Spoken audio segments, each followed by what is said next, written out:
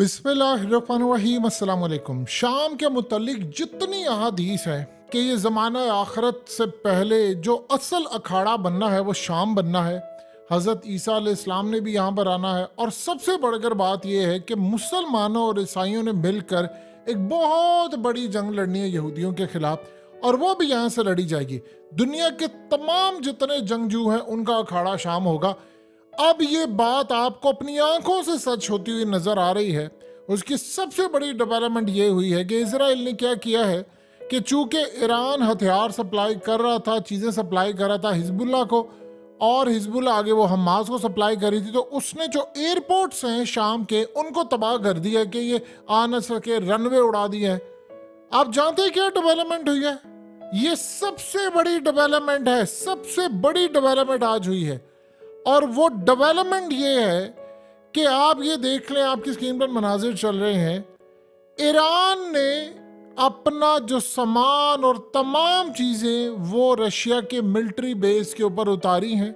यानी रशिया ने उसको शाम के अंदर अपनी मिलिट्री बेस दे दी है इसराइल के खिलाफ, और उसने हिजबुल्लाह की मदद करने के लिए, हमास की मदद करने के लिए पुतिन ने अपनी मिलिट्री बेस दी है ईरान को। और ईरान की जो फौज का तैयारा है, कार्गो है, वो लैंड किया है मिलिट्री बेस, कौन सी? रूस की मिलिट्री बेस पर।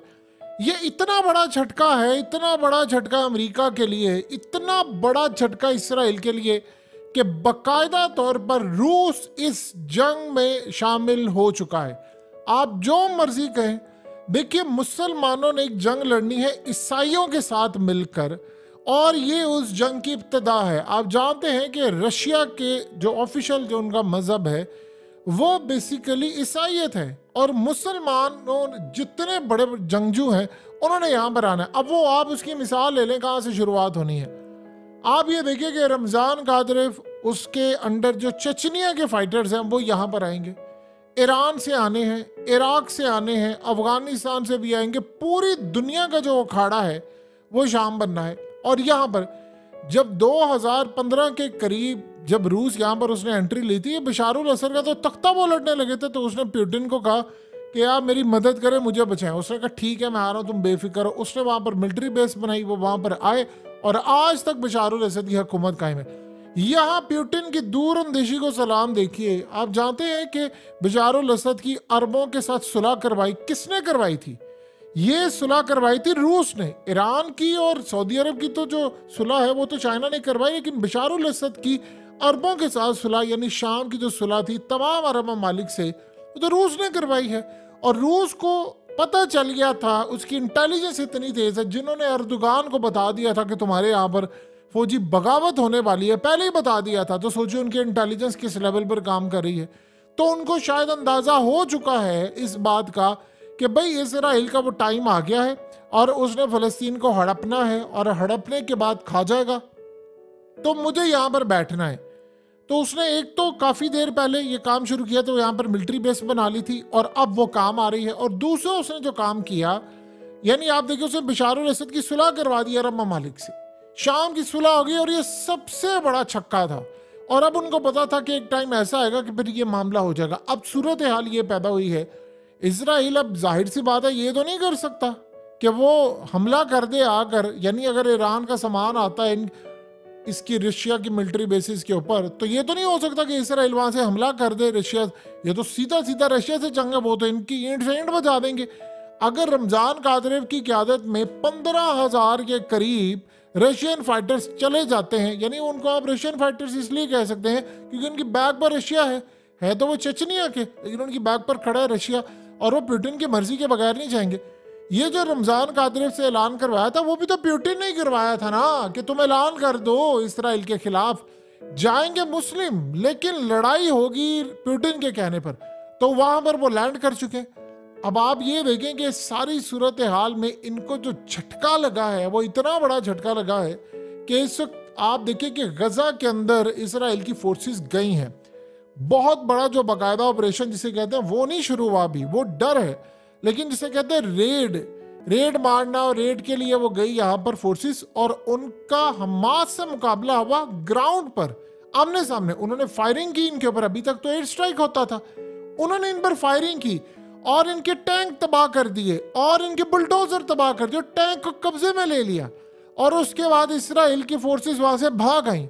और आप देखिए फिर इसी दौरान चाइना ने क्या ऐलान कर दिया। चाइना ने असल में जो इसराइल ने अपनी सरहदें बढ़ानी है कि उसने शाम जाना है, उसने उर्दन लेना है, उसने इजिप्ट लेना है, उसने मिस्र से लेकर सारी चीज़ें लेनी है, लिबनान लेना है जो कि उसके नक्शे में चीज़ है, उसने एक बड़ा इसराइल बनाना है। तो इस सूरत हाल में आज चाइना ने बयान दिया है कि किसी सूरत फ़लस्तीन को उसकी स्टेट से महरूम नहीं किया जाएगा और ना ये हम काबिल कबूल हमारे लिए होगा, ना हम करने देंगे। हम सपोर्ट करते हैं 2 स्टेट सोल्यूशन को जिसमें इसराइल की भी हो और फ़लस्तीन की भी हो। अब आप अंदाज़ा कर लें कि जब इस पैमाने पर इनकी लड़ाई का अलमिया ये हो चुका हुआ है कि रूस बाकायदा कूद चुका है, चाइना बाकायदा कूद चुका है, सारे कूद चुके हैं, तो बताइए ये क्या करेंगे। उधर से आप देख लें इरान ने भी ऐलान कर दिया है कि भाई हम तो मिसाइल दागने जा रहे हैं इनके ऊपर, हाइफा के ऊपर जाकर मिसाइल दागेंगे अगर इन्होंने काम किया। इसराइल ने ऑपरेशन करना है उनके लिए, अभी तक उनको समझ नहीं आ पा रही हम करेंगे क्या कि हमारे साथ, यानी उसको 5-6 फ्रंट से उनकी लड़ाई होगी, 5-6 फ्रंट से। अब आप सोचिए उसमें रूस भी शामिल हो गया, बाकायदा तौर पर वो शामिल हो चुका है कि भाई उनका जहाज वहां जा रहा है, उनका कार्गो वहां पर गया है, उनका सामान वहां पर जा रहा है। और ये ज़हन में रखिएगा ईरान का जो तैयारा वहां गया है वो मिलिट्री का था और वो सामान लेकर गया कौन से वाला, जो लिबनान के अंदर देना है, हिजबुल्लाह को देना है, जो हमास को देना है कि हमास वहां पर जाकर इनसे लड़ाई करे। यानी आप यहां से अंदाजा कर सकते हैं कि किस पैमाने पर इसराइल के लिए तकलीफ का बायस ये चीजें बन रही हैं। वैसे तो इसराइल की फोर्सेस ने इस वक्त ट्रेनिंग भरपूर शुरू की हुई है और ट्रेनिंग शुरू करने के बाद उन्होंने काम किया है कि यहाँ पर एक हमने हमला करना है। आप देखिए कि तैयब उर्दगान ने, यूरोपीय यूनियन ने उसको धमकी दी थी कि तुम फैसला कर लो कि या तो तुम फलस्तीन के साथ खड़े हो या फिर नेटो के साथ हो। तो रॉयटर्स ने खबर अब ब्रेक की है, उन्होंने कहा है कि इस्माइल हानिया जो हमास के लीडर हैं उनको उर्दगान ने कहा है कि आप यहाँ से बोरिया बिस्तरा समेटें और निकले यहाँ से। इस्माइल हानिया बेसिकली ज़्यादातर जो होते हैं वो कतर में होते हैं और कतर को कहा था अमेरिका ने कि आप हमास का ऑफिस बंद करें, इस्माइल हानिया को निकालें, यहाँ से फारिग करें। तो उसने कहा था कि हमने नहीं करना क्योंकि ये कम्युनिकेशन का हमारा जरिया है। जिस तरह उन्होंने कहा तालिबान का दफ्तर खोला था, अगर हम ना खोलते तो आपको तो जूतियाँ बढ़नी थी, यानी आपका तो सूरत हाल वो थी, लड़ाई करते रहते। तो इस सारी सूरत हाल के अंदर हम ये काम नहीं करेंगे और हम किसी की साइड पर नहीं है, लेकिन हम एक रोल प्ले करते हैं। अब आप ज़रा अंदाज़ा कर लें कि इस वक्त तुर्की ने काम क्या किया है कि तुर्की ने स्वीडन को नेटो में शामिल होने के लिए, यानी आप अंदाज़ा कर लें कि करारदाद अपनी जमा करवा दी है पार्लियामेंट के अंदर कि इसको शामिल करें। स्वीडन वो मुल्क है जहां पर कुरान मजीद की बेहुरमती होती है। अर्दोगान ने हमास के लीडरों को वहां से वो निकाल रहे हैं। आप ये देखें कि जिनके पास ताकत है वो सारे जमा हो रहे हैं। मिसाल के तौर पर नॉर्थ कोरिया ने इस वक्त कहा है कि इसराइल और फलस्तीन की ये जो तबाही है इसका बराह रास्त खालिसतन जिम्मेदार है अमेरिका। उसने कहा कि एक बात आप जहन में रखिएगा, अमेरिका ने जब इजराइल के साथ खड़े होने का फैसला किया तो इस खत्ते के अंदर इस लड़ाई को उसने बढ़ावा दिया और उसने कहा कि उन्हें इसराइल के जो जुल्म है फलस्तीनियों पर उस पर आंख बंद कर ली। उसने देखा नहीं कि वो मौत का नाच नचा रहे हैं, उनको सिर्फ इनकी एक्सपेंशन का पता था कि हम इसराइल को बचा ले, उसकी सेटलमेंट को बचा ले और वो जो कब्जा कर रहा है फलस्तीनियों पर उसको बचा ले। उसने कहा कि असल फसाद की जड़ जो है, असल फसाद की जड़ वो अमेरिका है। और इस वक्त जो सूरत हाल है कि वो मिडिल ईस्ट के अंदर एक ऐसी तबाहकुन जंग होने वाली है जिसका हम अंदाज़ा भी नहीं लगा सकते और ये जंग इतनी ख़तरनाक होगी कि सबको अपनी लपेट में ले लेगी और इसकी एक ही वजह है कि उसका जिम्मेदार अमेरिका और इसराइल है। अब आप सोचिए ज़रा कि नॉर्थ कोरिया अगर ये बात कह रहा है तो बाकी सूरत हाल क्या हो सकती है। दूसरी जानिब आप ये देखिए कि इन्होंने क्या जवाब दिया। इन्होंने कहा है कि जी हमारे पास, यानी इजराइल ने कहा है कि मुकम्मल सबूत है कि ईरान इन्वॉल्व था हमास के जो हमला हुआ है उसमें। तो अब असल में वो कह रहे हैं कि इसकी जो बदौलत ये चीज़ें हैं अब हमने यहाँ पर लड़ाई करनी है और ईरान को जवाब देना है और ईरान से असल में अब लड़ाई होगी, क्योंकि अगर हम ईरान को ख़त्म कर देंगे तो हिजबुल्लाह और हमास का कोई वजूद ही नहीं रहेगा। आप यहाँ से अंदाज़ा कर सकते हैं कि मामला किस तरफ जा रहे हैं। यानी ये असल में ईरान को पकड़ना चाह रहे हैं, ईरान को टैकल करना चाह रहे हैं और इस पूरी सूरत हाल के अंदर रशिया ने काम ये किया है कि वो आहिस्ता आहिस्ता तमाम ममालिक पोजीशन, आप गौर करते जाएं, सिर्फ गौर करें, तमाम ममालिक पोजीशन लेते जा रहे हैं। यूरोप के ममालिक भी पोजीशन ले रहे हैं, इंडिया ने भी ले लिया पोजीशन, पाकिस्तान ने क्या लेनी है पोजीशन, खैर इनकी तो बात ही ना करें। सब पोजीशन लेते जा रहे हैं, चाहे वो रशिया हो चाइना हो। यहाँ जो इम्तिहान सबसे बड़ा होना है, सबसे बड़ा होना है, और इससे बड़ा इम्तिहान ही कोई नहीं होगा। वो ये होगा कि ये ग्राउंड ऑपरेशन जब इसराइल ने शुरू करना है, अगर इनकी हिम्मत इतनी हुई, इनकी लड़ाई हुई या जो भी हुआ, तो वहाँ पर फिर असल टारगेट ये नहीं होगा हमास या हिजबुल्लाह, वो असल टारगेट होगा ईरान।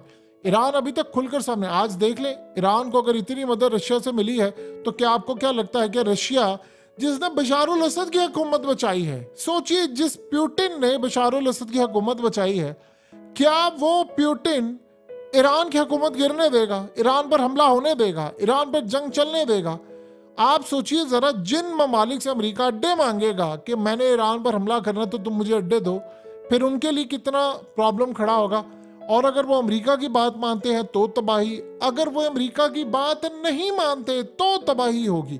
तो यहाँ पर आपने पोजीशन लेनी है, पोजीशन लेने का वक्त आ चुका है।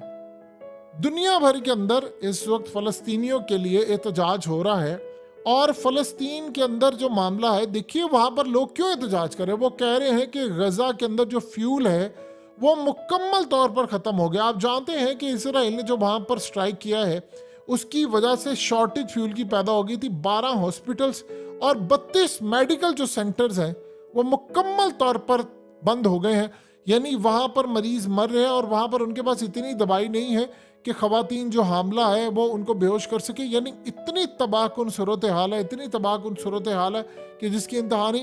यानी डिलीवरीज हो रही हैं, कुछ बच रही हैं, कुछ बेचारी दुनिया से रुखसत हो रही हैं। जिनका सी सेक्शन होना है उनके लिए उनके पास इक्विपमेंट नहीं है, तो बताएं वो क्या करेंगे।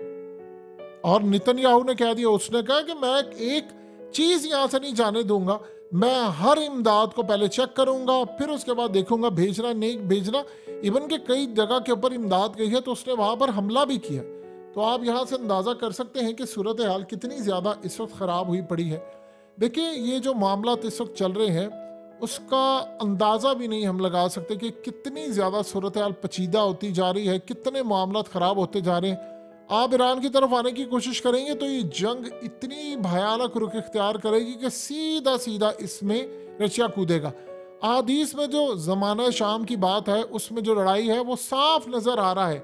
देखिए ईसाइयों के अंदर जो सबसे बड़ी इस वक्त ताकत है उनमें रूस का एक बहुत बड़ा इकदाम है और बड़े लेवल पर है, और वो मुसलमानों के साथ खड़ा हुआ है। देखिए वो शाम के साथ खड़ा है, वो अरब ममालिक के साथ खड़ा है, मिडल ईस्ट के साथ खड़ा है, वो ईरान के साथ खड़ा है, वो अफगानिस्तान के साथ भी खड़ा है।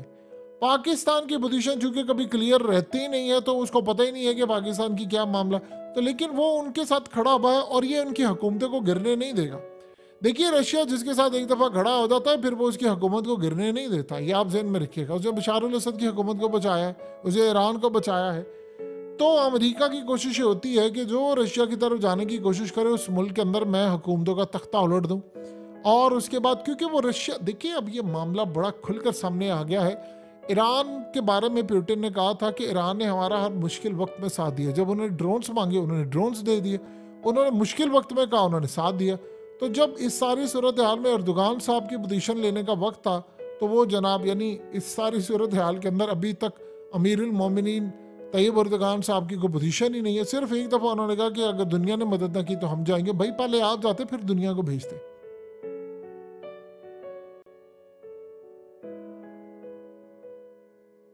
हकीकत टीवी को सब्सक्राइब करना मत भूलें, वीडियो को लाइक करें, शेयर करें और कमेंट सेक्शन में अपनी राय का इजहार ज़रूर करें।